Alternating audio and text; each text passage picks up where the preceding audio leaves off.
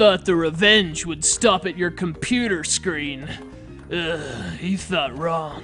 Ready the stylus and prepare to vomit tiny multicolored balls on the Nintendo DS. It's Zuma's revenge for the thing I just said.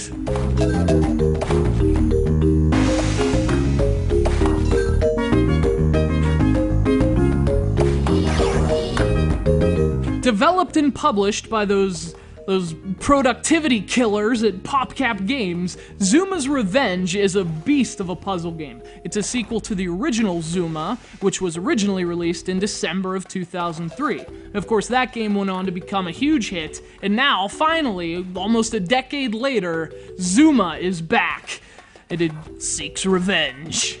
Although one wonders why. I mean, you'd think Zuma would be content, what with its massively successful product and all. I guess one should never question a Zuma or its thirst for revenge. Revenge for what? Who freaking knows?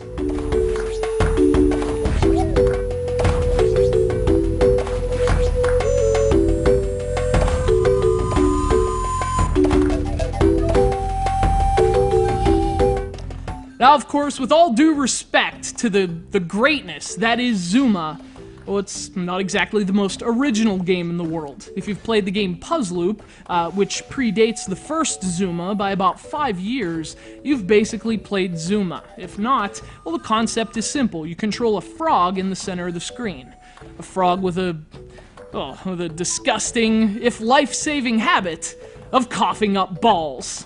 Like marbles. Oh, grow up, Peter Pan, Count Chocula. And as you can see, his balls are colorful, which is, just fortunate, because a string of the same kind of balls is steadily approaching. I mean, that's the last thing you want for the frog to be confronted with, something like that. That's traumatic stuff. So you aim those balls at the approaching balls, match colors and they disappear, do chain reactions, reap the bonuses, beat the level, save the frog from ball-induced trauma.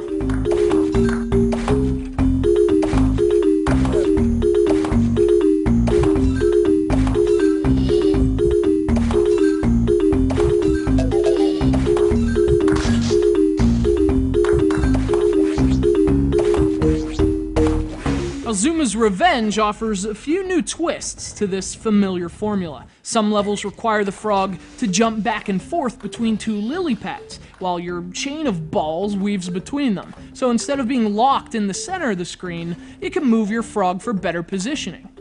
In fact, this sequel really plays with the idea of positioning. There are other levels in which your frog is actually on a slider, which you can move from left to right across the screen. So you might have to slide to the left to get a clear shot at a target group, which adds a pretty interesting new element to the traditional Zuma gameplay.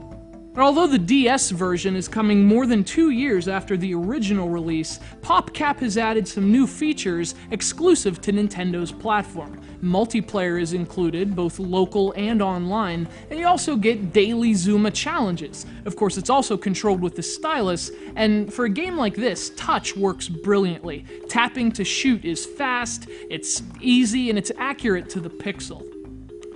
Now, there's a whole lot of gameplay packed into this tiny little DS cartridge, and although this version doesn't have the same presentational flair, it's still the same Zuma. It's simple, fun, and frankly dangerously addictive. Now, I'm not certain what Zuma is upset about, but as long as its search for revenge results in games this good, I hope it never finds it. Besides, revenge, I mean, that's so much negativity. Master Shredder once sought revenge, and he ended up beneath, like, 1,000,000 pounds of wood. Seek wisely, oh Zuma.